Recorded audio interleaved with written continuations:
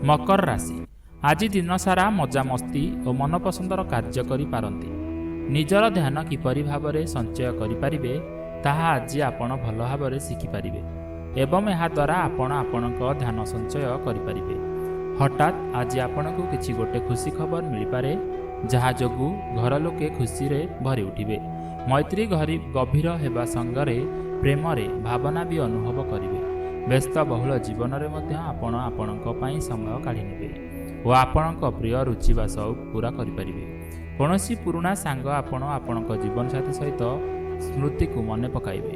पुराना सांग मानक सहित देखा होई आज आपण जानि पारिबे केमिति समय सरुवाली परी बीती जाए।